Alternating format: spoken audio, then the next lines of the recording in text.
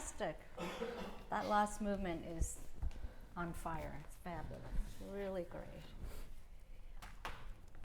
You know, interestingly enough, I think that the last movement is absolutely correct in character. It's exciting. It sounds like fireworks to me. You know, it's really, you know, it's got trumpet calls, ba-bum, ba-bum, ba-dum, ba-dum, ba-bum.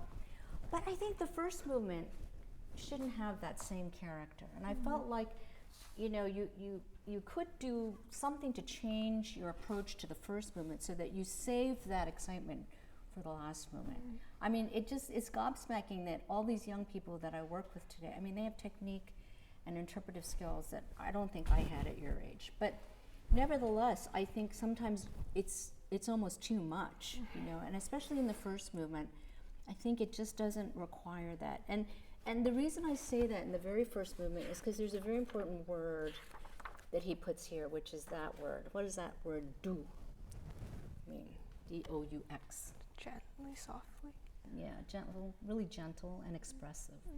And I didn't feel it was gentle and expressive. I felt it had the energy, the nervous energy of that last movement. So let me just hear what your interpretation will change now. If you try to play it more gently and more expressively, what would we come up with? Can I just hear what you would do?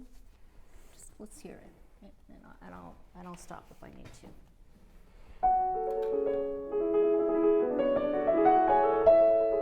Okay, all right. Still a little nervous. It sounds a little like it's like a theremin, you know, that it sounds like that. If you notice the melody in the beginning is kind of interesting. It's got bookends, right? It's got the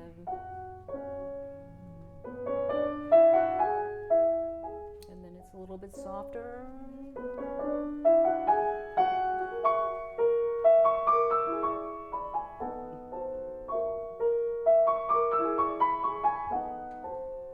Right?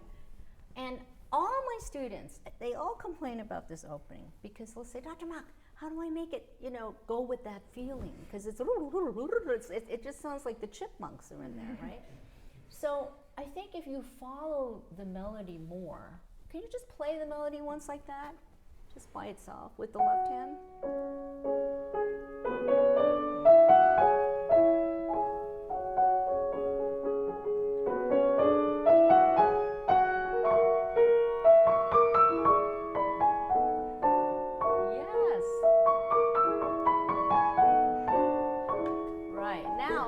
The chipmunks, but tell them to be quiet. Inside voice. Try it again.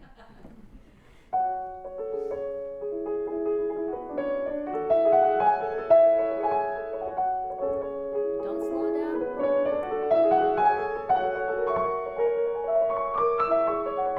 Yes! Much better!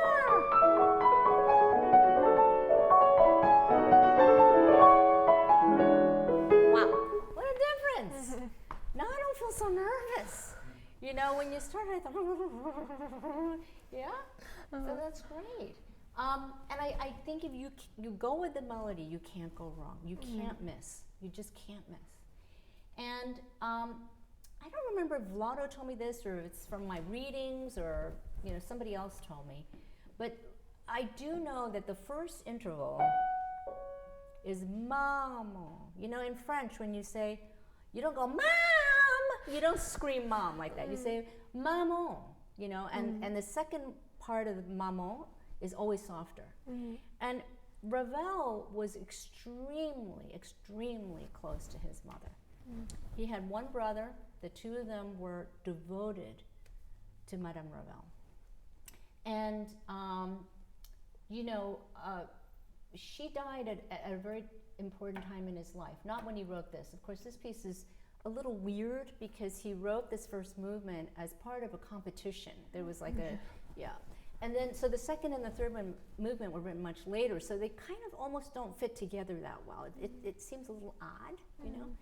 But if you think about maman, do you speak French? No. Did you take, what was your second language? Spanish. Oh, Spanish. Okay. How do you say maman in Spanish? Mama, I think. Same thing, right? Yeah. It's sort of similar in it. If you always say maman when you start this piece, so I always go like this, Maman. Maman. You know, it kind of makes that first jara a little more tender. You know, like you're speaking to your mother with more endearing tones. Can you just try that once? Say maman. Can you try it? Yeah. Maman. Maman. Right? And don't rush. You know, I almost feel like you're a little embarrassed. You go, maman.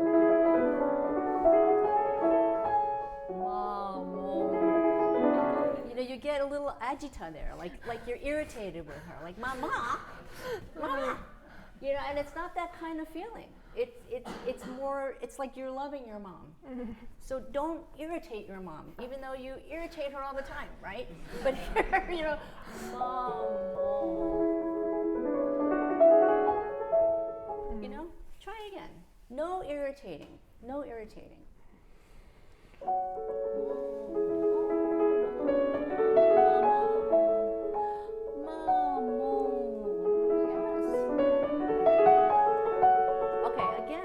Bug you about a lot of things, okay? So forgive me. But here, I don't want to hear. There is no sudden crescendo there. It's all, you know. I don't know how to explain this to you. Have you been to Paris before? This is going to be tough. I love Paris. I speak French. I go there a lot. I'm a Francophile. They are really elegant people. Really elegant, and it's very subtle. You know, everything is kind of, well, it's formal, it's beautiful. They never show you they're irritated with you, really. I mean, there's always a kind of undercurrent of irritation, but they are not going to show it to you, you know. And so you don't want to show all of that in this, okay? So you're going to work on that, I know. The first movement is very, very hard. Why? Because he writes a tempo, a tempo, a tempo, a tempo, a tempo. I mean, it's like, okay. There's 6 tempos here, okay? Because in between the tempos, a tempo means go back to the original tempo. In between all these tempos are these tiny little things. He'll say, rallentando a tempo. Retard a little slower, un peu retenu. Rallentado a tempo. You know, it's neurotic. You know, he's constantly like switching around. Like, I'm going to slow down, then we're going to slow down, then we slow down. I mean, it's like, what the hell is going on here, right? So this first movement is tricky to master in that way, right? Don't you find that? It's like, okay, make up your mind already. Yeah. So the way you practice this is you basically, what I do is I match tempos. So what I do is I start with my tempo here, which is not too irritable, right? So it's ma, ma.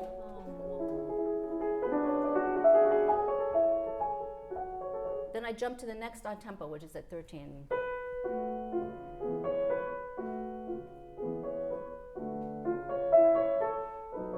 Okay? Then I move to the next tempo, which is here.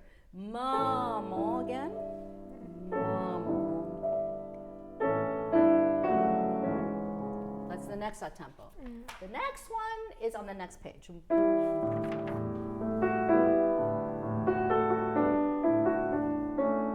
Right? Then he goes animé, passionné, which he never says. Then at 59 he goes a tempo.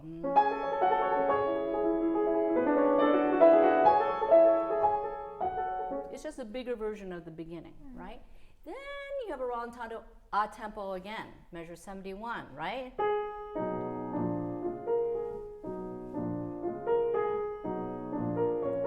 I'm going to play the ending for you because it's difficult. Retard, un peu retenu.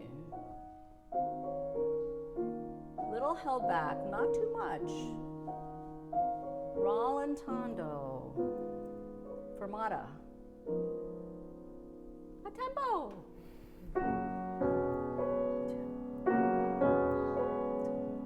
Rallentando.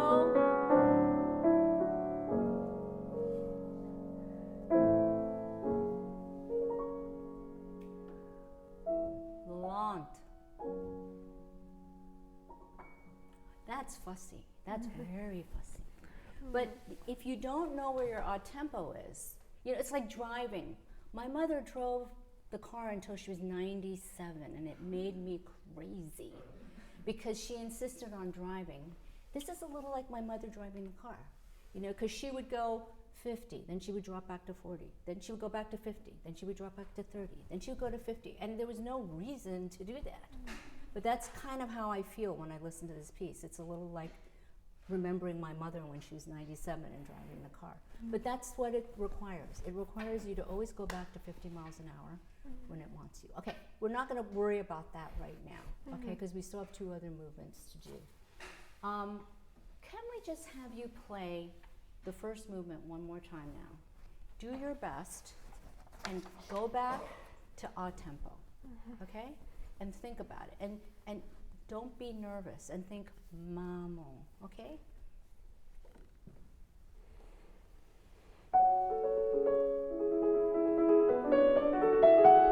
Beautiful. Follow the melody.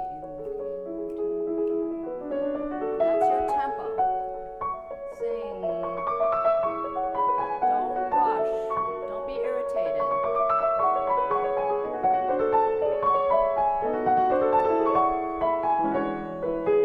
Rallentando. A tempo.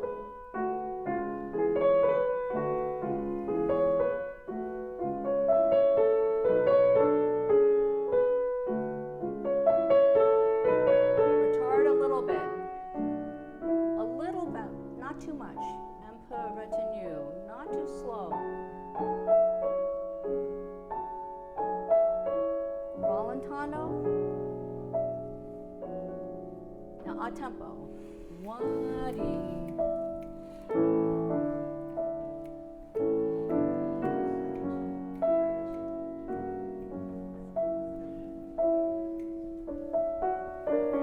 Don't change the tempo.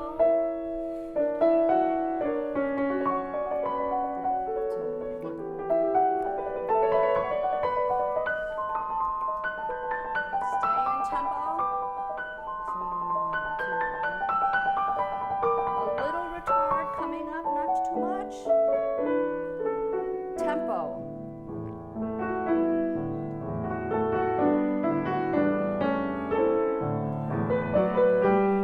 Now a cello rondo, a little bit, not too much. And a little bit. More. Da, da, da, dee,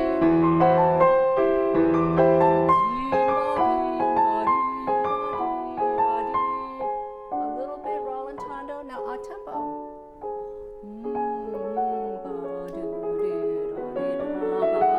Good. Good. Excellent.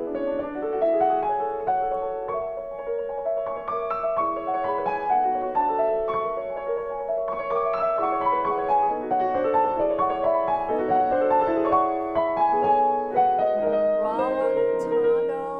A tempo. Da dee da da dee. Not faster than that.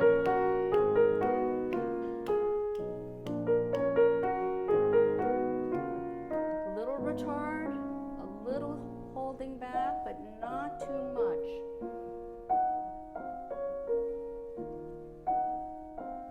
Rallentando. Don't move. Don't move. A tempo. A tempo. Rallentando. Da dee dee.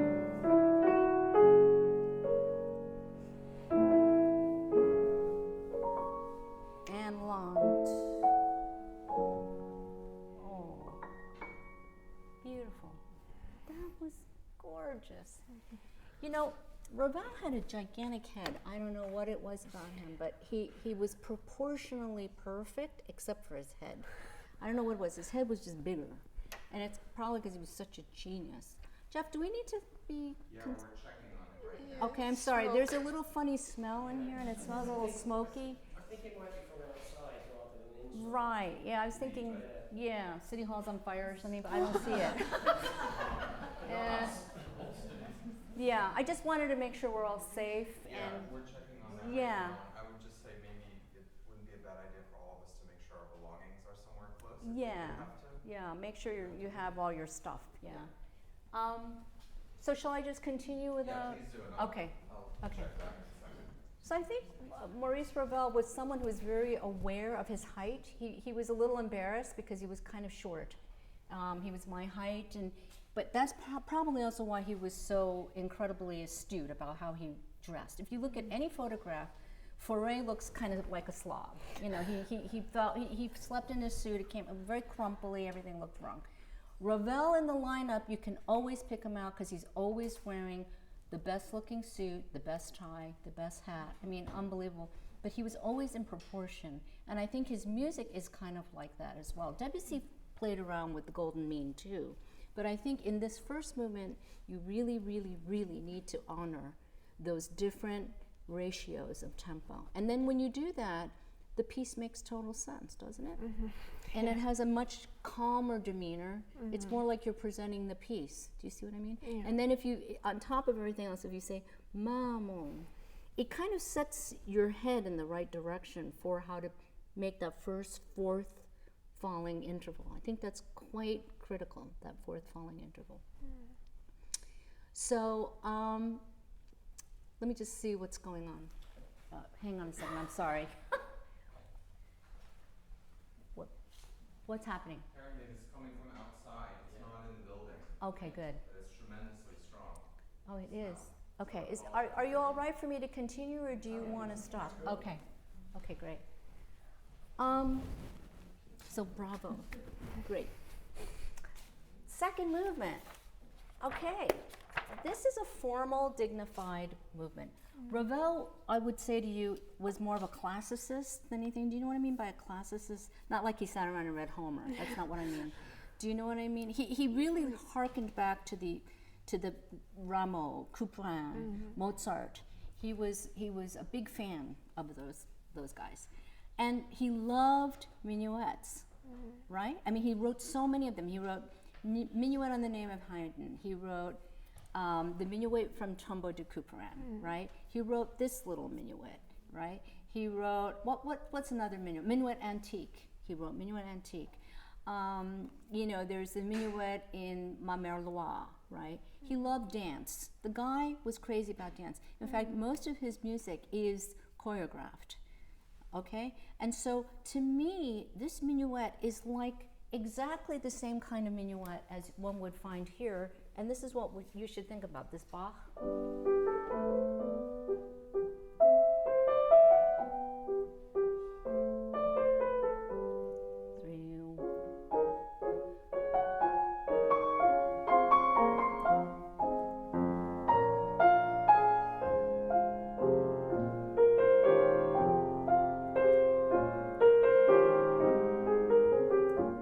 Always take the repeat.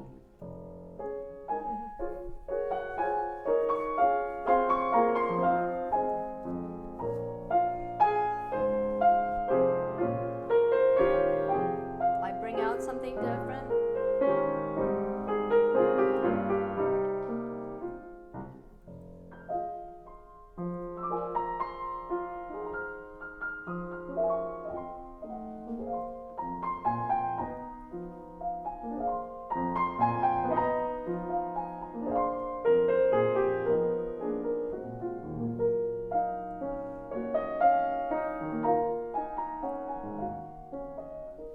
I mean, simple, elegant, but beautiful, and not fussy. Can you try it again? And you know, just think, and then start. Can you try it?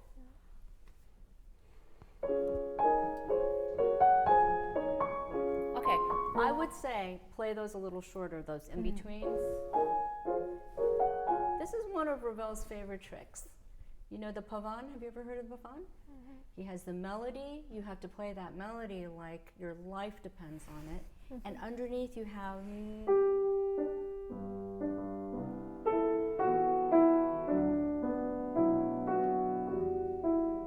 You have those short notes.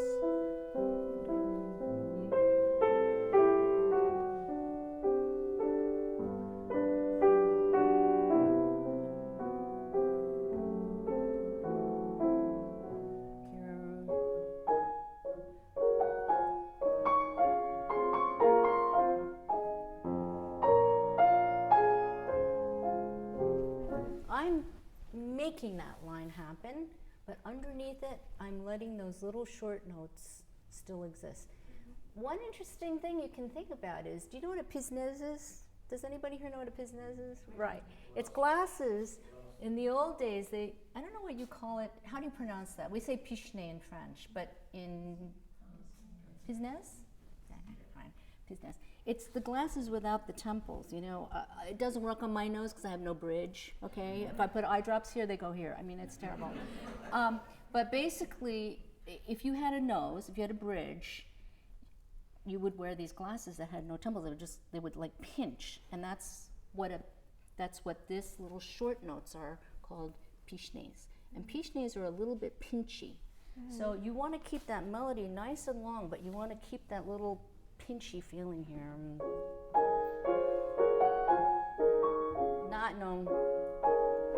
It's a little too, you know, but here.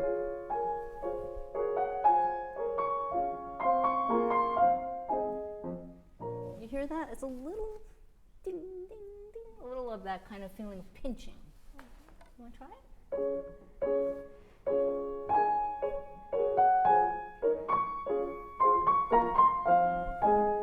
Okay, now the melody, the melody starts a little.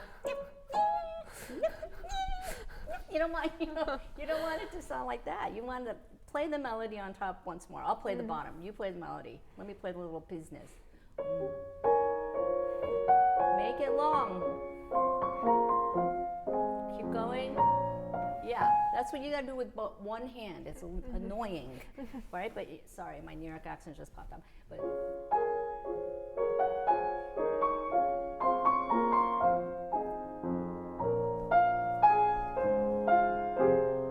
my right ear is totally following the melody, and my left ear is kind of trying to go with it. Can you try? I know it's a little nutty, but try that, okay?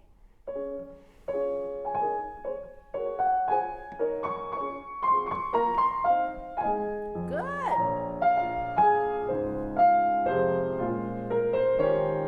Legato at tops. Beautiful. Repeat by yourself. Pinch, pinch. Good. You got it. You got it. Keep it long.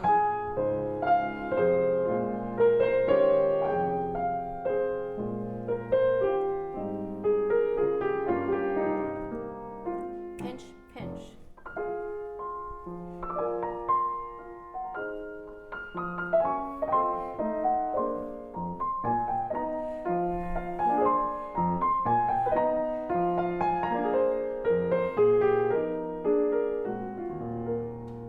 Okay, good, good, good, good. How do you feel? I mean, I feel freer. You feel freer? Yeah. Yeah, right. Less is more sometimes, yeah? You are such a good pianist. I bet you can do better in your pianissimos. To me, there's not much difference between your piano and pianissimo. To me, you have...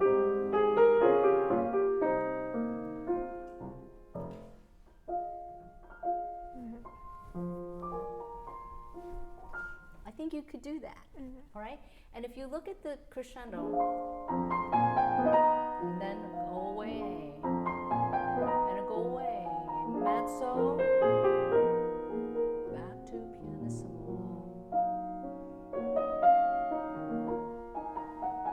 Now triple piano, ooh boy.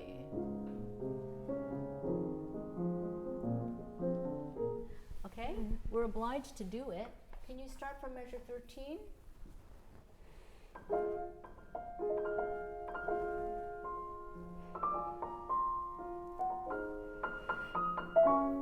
Beautiful. Crescendo a little and diminuendo. Crescendo a little, diminuendo, mezzo piano. Relax. Now pianissimo again. Set it. Oh, beautiful. Crescendo, diminuendo. Now triple piano. Fantastic. Piano,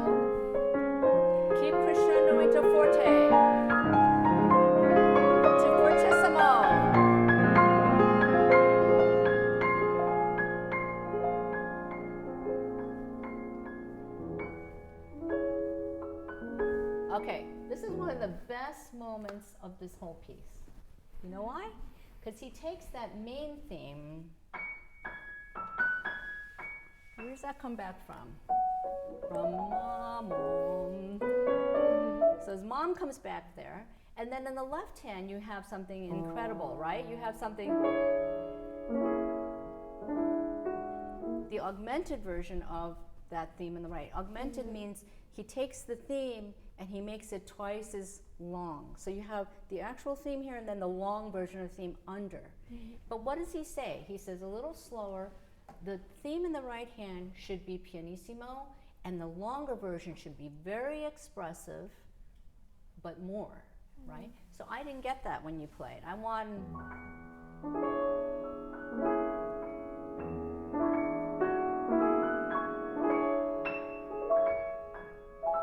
That is so special. Then he says, reprenez peu à peu means very little, go back to the original tempo. It's not a big thing. No retard, back to the tempo.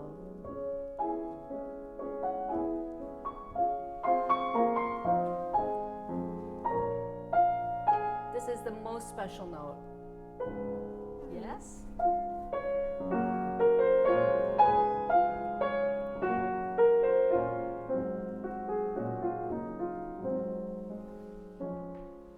Pichne, and then, okay, let's go from the top of this special thing, the melody and the augmented melody. Can you try it?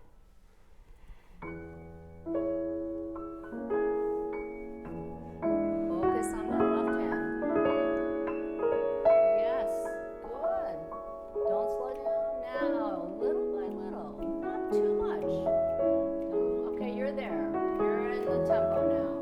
Crescendo, crescendo, diminuendo, no retard. Now pianissimo.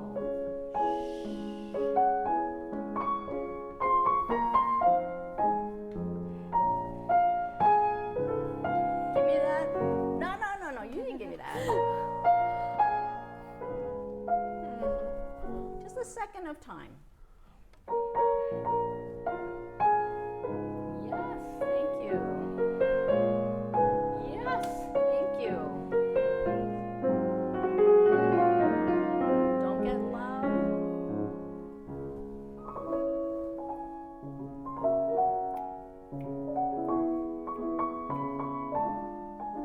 Stay in the slow tempo.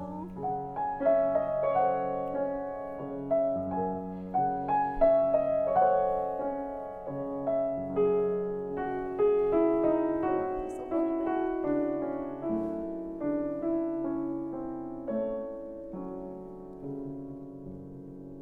Now wait a long time. Okay, go.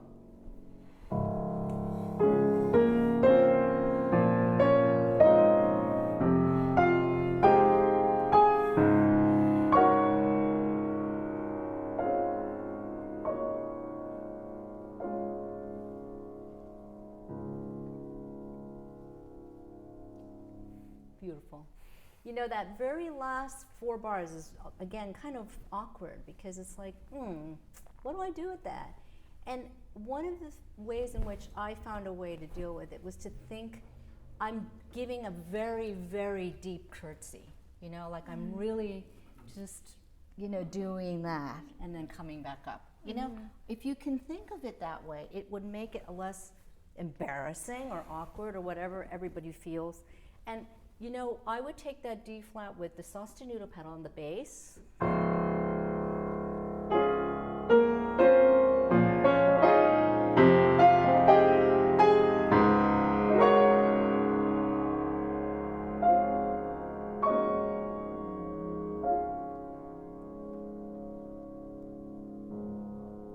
Like really grand, you know, just really grand. You want to try that? And think of a deep, deep bow that you're taking at the end of this.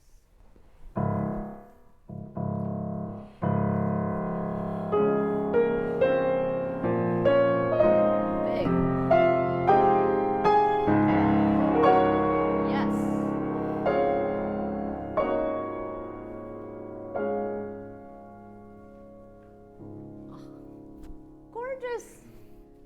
Did that feel better? Yeah. Yeah. Yeah, it has a kind of simplicity but elegance, and I also feel that it has a certain dignity, you know, and a formality. We need formality in this movement, okay? You know, the last movement, I don't have a lot to say because it was so good, but a few things I think that might help is that I always try to think about where I want those ba-bum, ba-bum, ba-bum, ba-bum, ba-bum. How do I want those to sound? Because if it goes too fast, they get da-da, da-da, da-da. It's kind of like, you know, you're hurrying too much. So I think it's better to set the tempo from the second line, starting in measure 4, than to start from the first measure. Do you understand what I'm saying? So to me, if you, it's too much already, right? But if it's too slow. So you want something in between.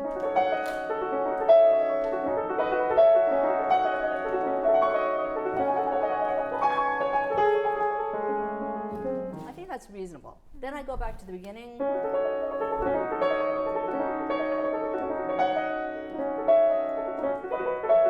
I think that's reasonable as a tempo, right? And I think throughout this whole last movement, I want to feel that 1, 2, 3, 1. No matter what you're doing, again here.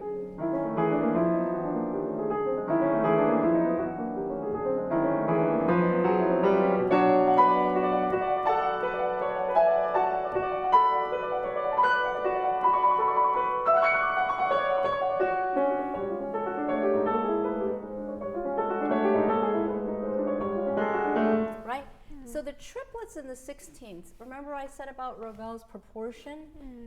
One cannot be faster than the other. The common denominator of the quarter note has to be consistent all the way through.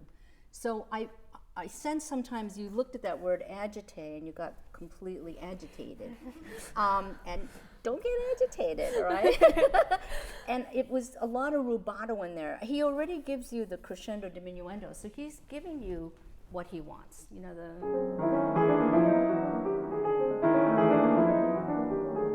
and I'm going to say the more important dynamic is this part, not this part. The getting loud is the easy stuff. Getting away is the thing that we should really focus on. Let's try it again.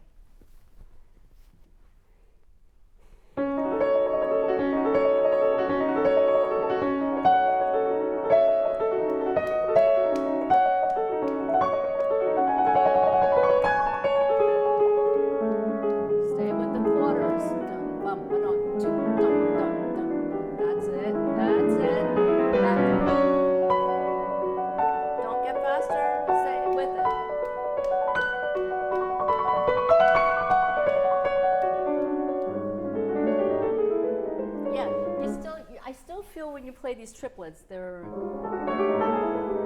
it's like you're still irritated with your mom, you know. I can't, don't be, just be. Can you start right there on the trips? Da, da, da, da. Just crescendo.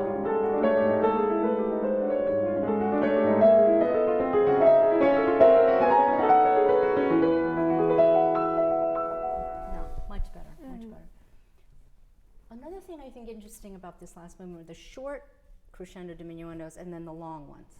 You just did one. You have 2 short ones. You have another short one. Here we go. Longer.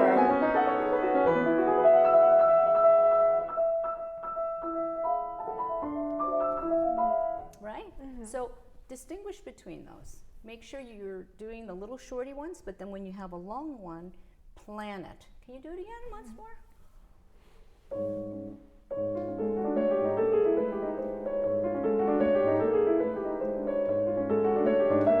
Now more. Now more. Yes. Now why'd you do that? Why'd you do that? Yeah. Just play.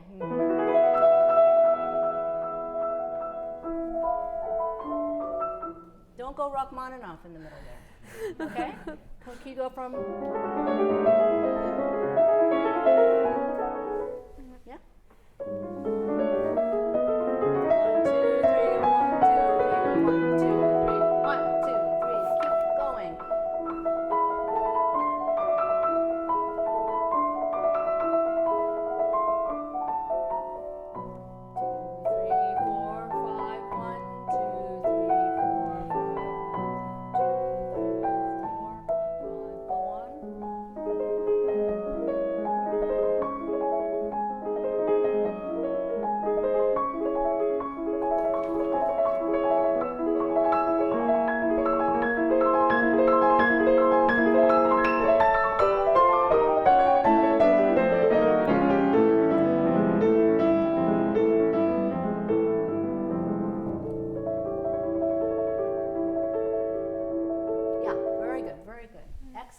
Now you see how here we have a big crescendo, right?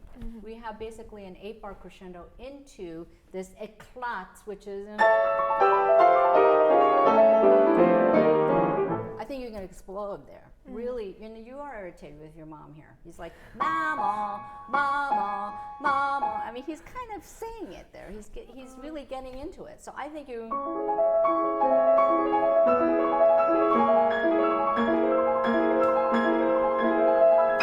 can take time.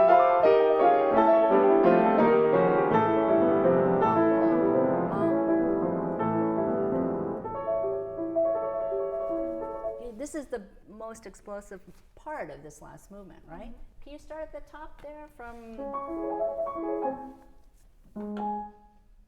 47?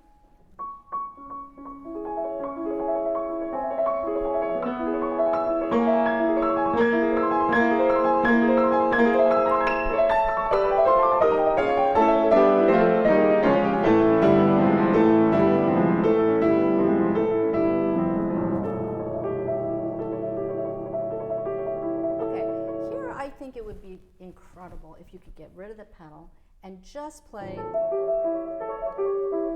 without pedal for a second.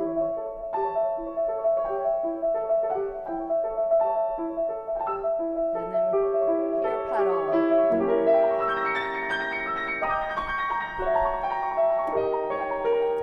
Less pedal. You know, much clearer. So it's sort of like suddenly we took off that damp feeling. You want to just try from here?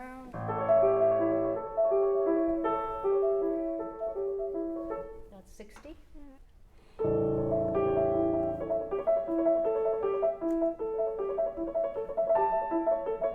Hold those quarter notes.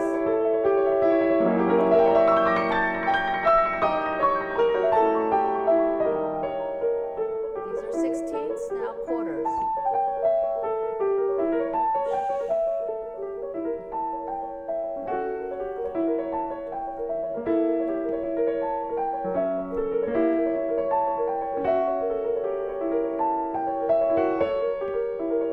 Yeah, I always think of this as kind of like fog, you know, like we live in the East Bay and the fog comes in, you see it rolls in, and then I hear in the distance, and I think you could do more with that.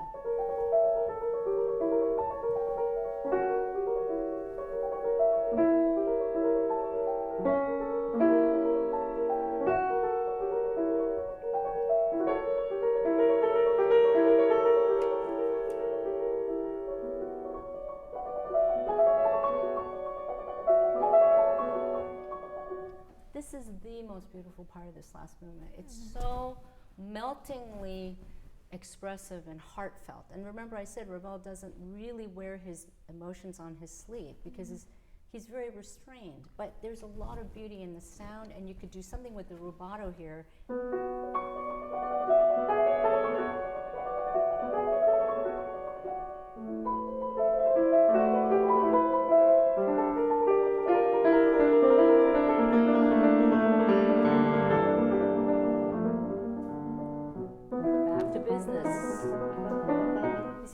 So it's like a moment of sort of expressivity, maybe even a little sentimentality, and then back to business. Can we start from that top,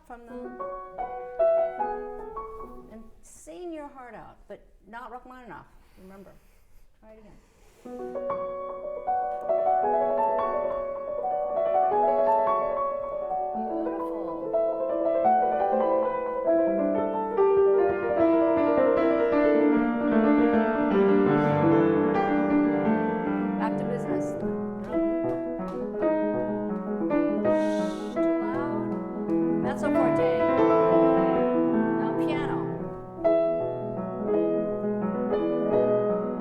Forte coming.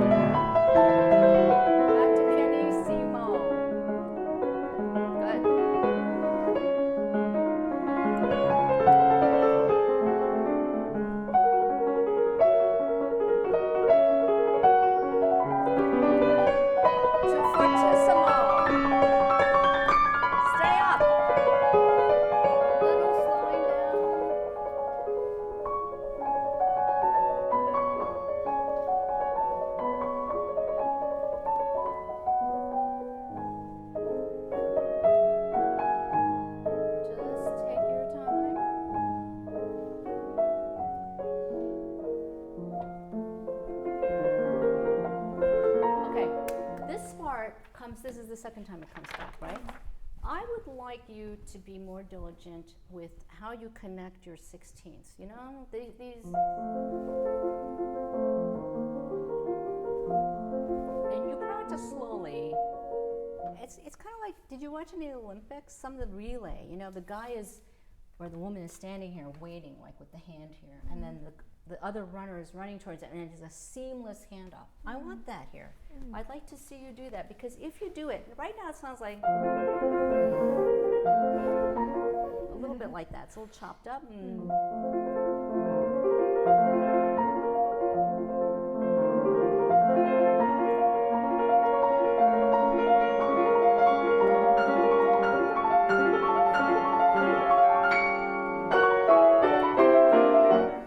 You hear the difference in the when you connect all of those 16ths.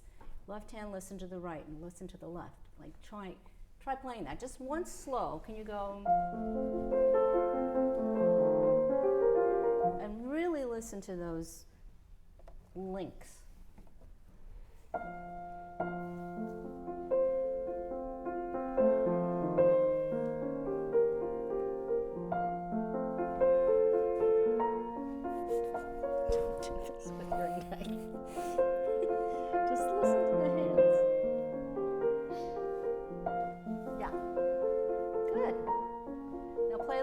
Faster, like da dee ba ba, but make sure those guys are really connecting. One da da. Listen, don't do anything here. Da dee. Listen to it. Okay, let's do a little faster, like da dee da da da. Okay, great. Now let's go to tempo. Da dee ba ba ba. Yes, much better. Keep going.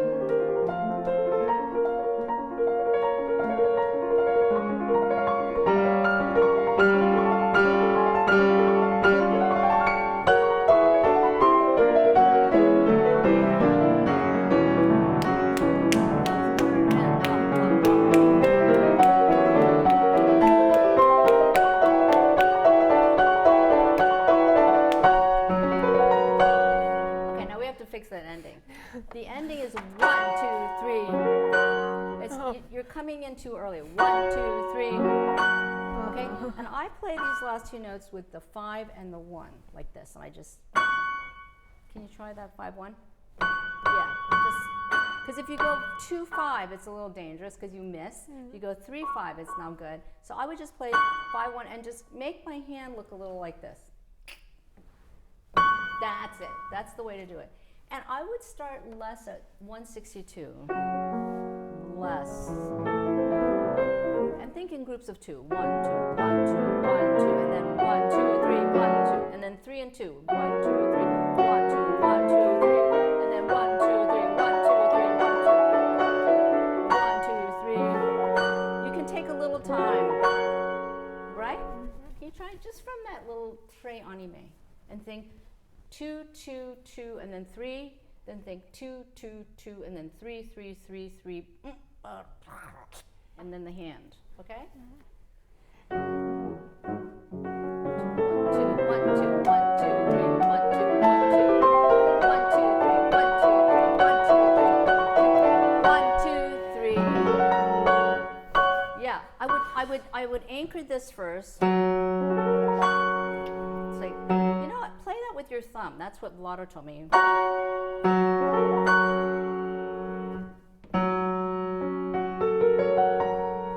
Right. Just do the last line.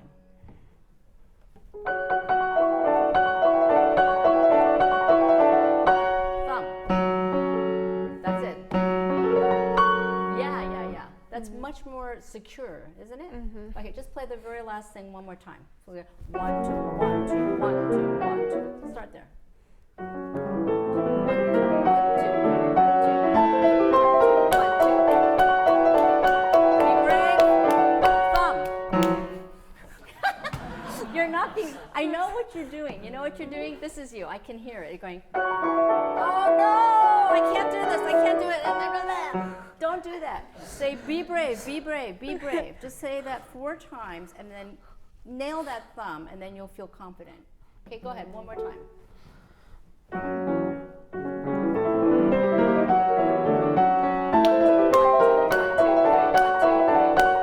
Be brave. 1, 2. Yes, you did. Why'd you stop? Why did you stop? Play here. Okay.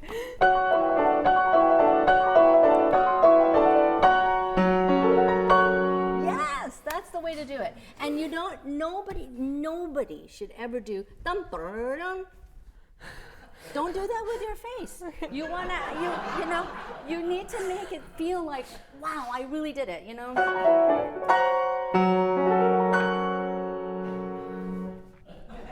Okay? Try that one more time. Last one. Da-dum, da-dum, mamo, mamo. Come on.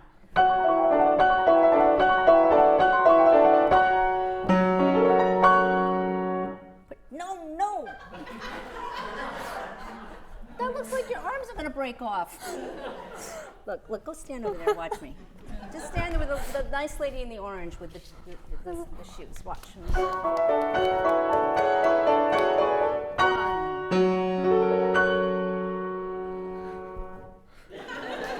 Do it, come on, do it.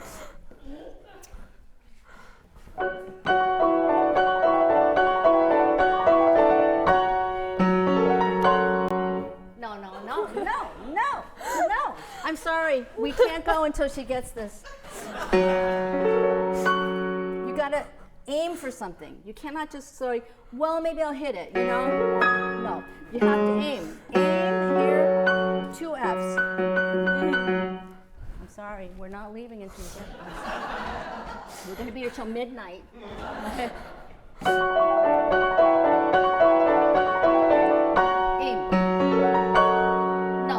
No, do it again. I heard I heard a little. No, we don't want that. Look. Okay, now stand up. All right.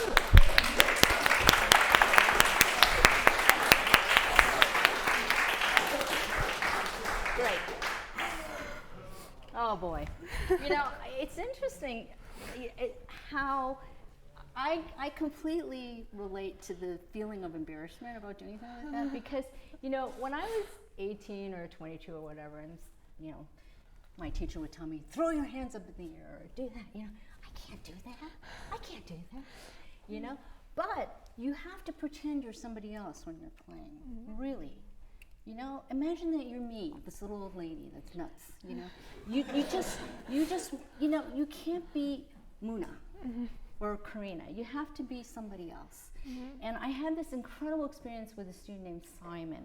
I don't know what's happened to him, but he came to a lesson. He was playing Beethoven for me, and he had the glass. I think he's probably a brainiac genius physicist somewhere at MIT or something. He was that type of student, and he played Beethoven, and it just didn't feel like it wasn't right. And I said to him, Simon, I said, who do you love when you listen to Beethoven? And he said, you know, he said Kempf. And I thought that was surprising because I did not expect a 13-year-old to say Wilhelm Kempf to me.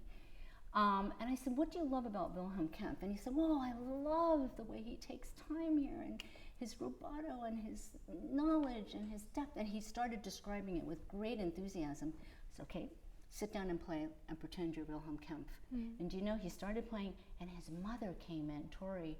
She said, were you playing, Dr. Mok? I said, no, that was Simon playing. She said, I don't believe it. And it was because he pretended he was somebody else and he channeled that person. So when you play a piece like this, it's virtuoso, it's meant to be a big splash. You cannot be like, oh, excuse me, I'm sorry. I'm gonna finish it. Oh my gosh. Excuse me. You know, you can't do that. You have to like own it, and you have to like da, you know, and that's it. So remember that. That's very, very important. Okay. And you know, as you get a little older, like me, I really just don't care anymore. I just do whatever. You know, it does come with age. I would agree, but you have everything. You and Karina, both of you have everything that it takes to be terrific and a great success. So thank you so much. I had so much fun working with you today. Thank you.